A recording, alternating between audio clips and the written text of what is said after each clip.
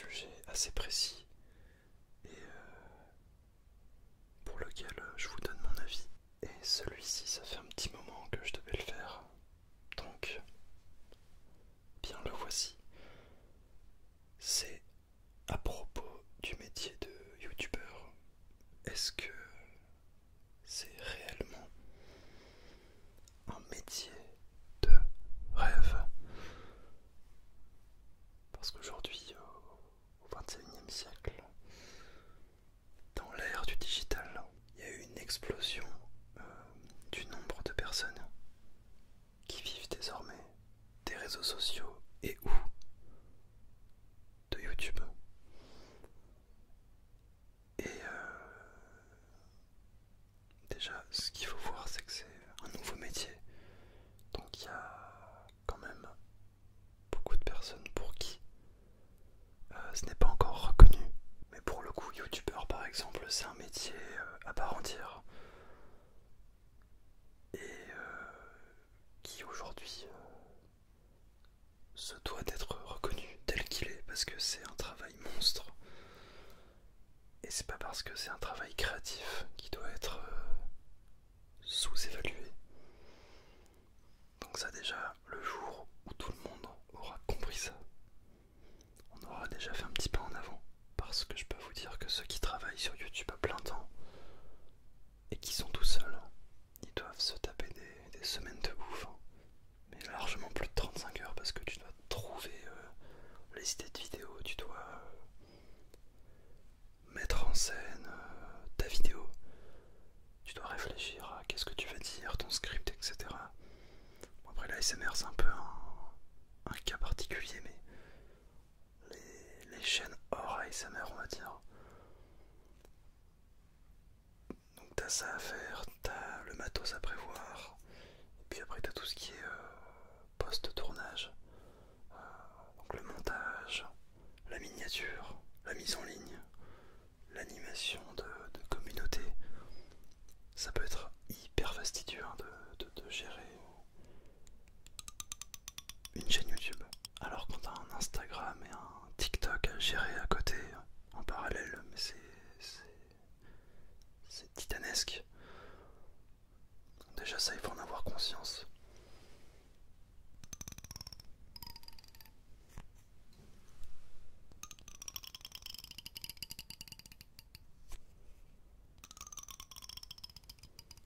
Et malgré ce qu'on peut penser YouTube, ça ne paie vraiment pas tant que ça. En tout cas, si tu veux vivre uniquement de YouTube, va vraiment falloir t'accrocher, parce que vu comment ils te taxent,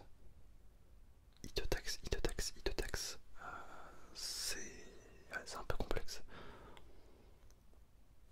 Après, tu signes un contrat entre guillemets pour la passion avant tout. Mais en signant, tu l'acceptes également, donc bon. Malheureusement, c'est comme ça aujourd'hui. T'as pas vraiment le choix. Donc, c'est pour ça qu'aujourd'hui, il y a beaucoup d'autres personnes qui multiplient leurs activités hors YouTube pour justement pallier ce problème. Parce qu'aujourd'hui, YouTube seul, c'est très compliqué d'en vivre. C'est aussi pour ça que t'as de plus en plus de personnes qui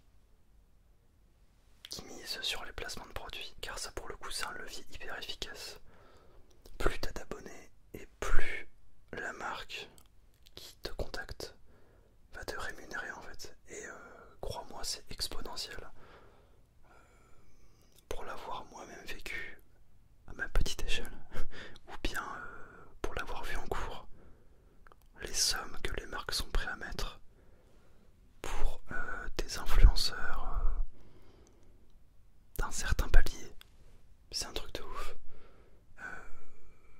Typiquement, on avait déjà eu cet exemple, c'était pour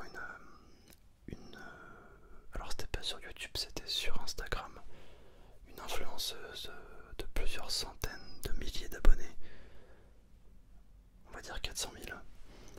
Et bien un post Instagram, pour un post avec placement de produit, c'était rémunéré 6 000 balles. Donc 6 000 balles, fait tu fais un post et t'as fait ton mois, mais tu l'as fait fois 4, enfin fois 4 quoi, 4 fois le SMIC. Des fois il y en a qui ont besoin que de ça pour faire leur mois. Et YouTube à côté c'est peanuts. Donc ça il faut pas l'oublier, hein. Un post sur les réseaux sociaux des fois ça peut jouer gros. D'autant plus que il y a certaines plateformes sur lesquelles vous allez être mieux rémunéré que d'autres. Je sais que TikTok, pour un post TikTok, vous allez être très peu rémunéré. Ensuite, sur l'échelle, tu as Instagram et le Saint Graal, c'est YouTube. Un placement de produit YouTube, ça rémunère énormément. Vous avez déjà vu, par exemple, la chaîne Joueur du Grenier ou le Grand JD qui font des placements en NordVPN, bah ça doit leur refaire le mois, si ce n'est pas leur année quoi. Parce que surtout à leur échelle, parce que dès que tu atteins les millions d'abonnés, là le prix qu'on peut te payer, enfin il est exorbitant. Mais je pourrais peut-être vous faire une vidéo sur ce qu'on appelle le marketing d'influence et combien sont payés, on va dire, les influenceurs en moyenne. C'est beaucoup des moyennes, hein. Parce qu'après c'est de la négociation, c'est voilà, c'est un échange de bons procédés entre l'influenceur et la marque. On pourra en parler. Là je m'éloigne un petit peu du sujet. Tout ça pour dire que à un certain stade, vivre que de YouTube, c'est compliqué. Mais par contre, là où c'est intéressant, c'est quand tu multiplies les plateformes, TikTok, Instagram, etc. Là t'as vraiment moyen de rouler ta bosse quoi. Je parle et j'oublie de faire les déclencheurs, mais ça c'est un syndrome de cette chaîne.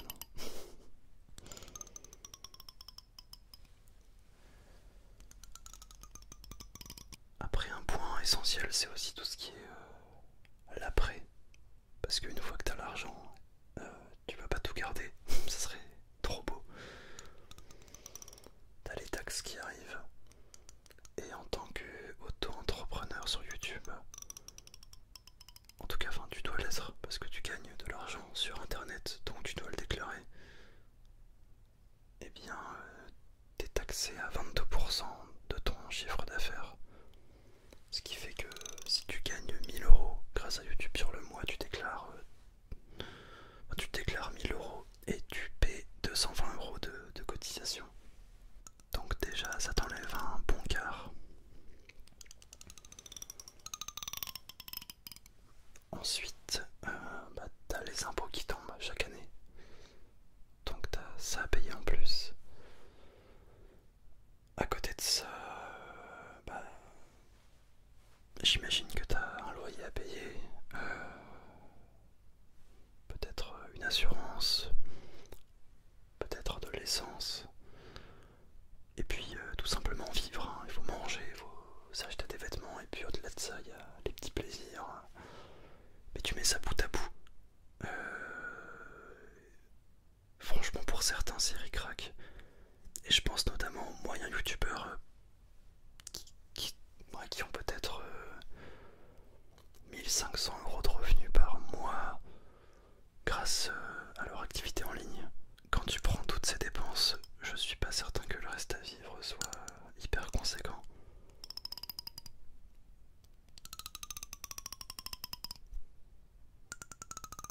On va dire que c'est un petit peu la classe moyenne de YouTube qui est le plus impactée, parce que quand tu gagnes très peu, l'idée d'être autosuffisant grâce à YouTube, c'est même pas envisageable. Et quand tu gagnes beaucoup trop, bah là t'es tranquille. Tu fais ton mois à 6000, 7000 euros, tu paies toujours des taxes de plus en plus élevées, mais au final ton reste à vivre il est colossal. Par contre, quand t'es vraiment pile au milieu, que tu peux en vivre mais que tu gagnes pas encore assez pour être hyper à l'aise financièrement, là c'est compliqué.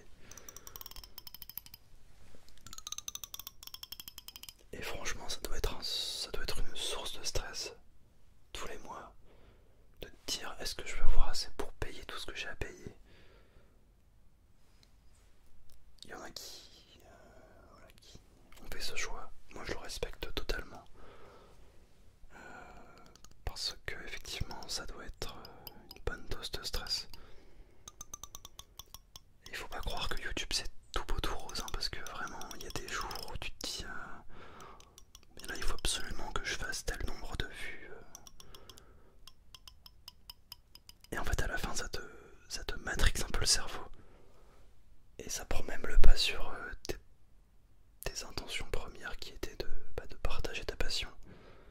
Là tu vois, ça peut très vite partir dans l'aspect financier au premier plan. Et faut faire extrêmement attention à ça parce que ça peut te bouffer, ta chaîne quoi. Ça peut te bouffer ta chaîne et malheureusement les viewers s'en rendent compte. Donc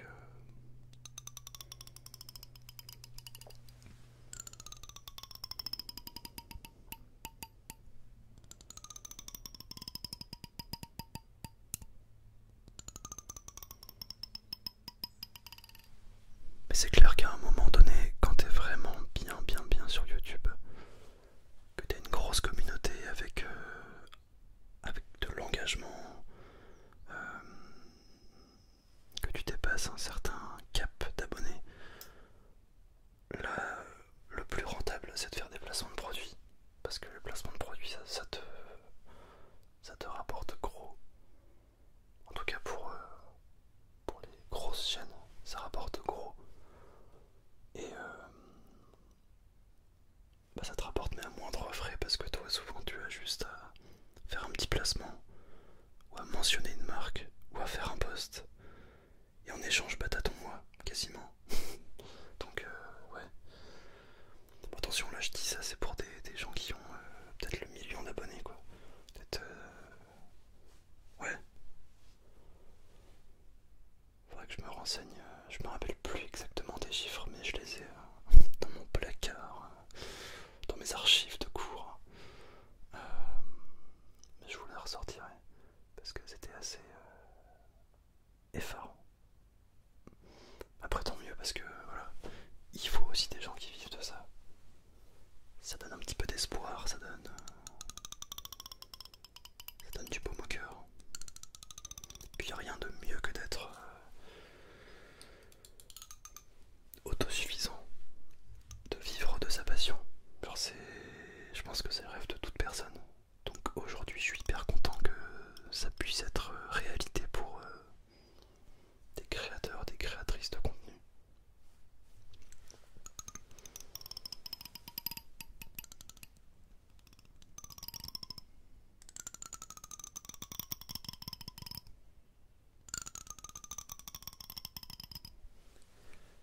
On va dire que voilà le résumé de cette vidéo, ça sera plutôt de dire que faut pas croire tout ce qu'on vous dit sur le métier de youtubeur et tout ça, que c'est facile, que l'argent tombe comme ça.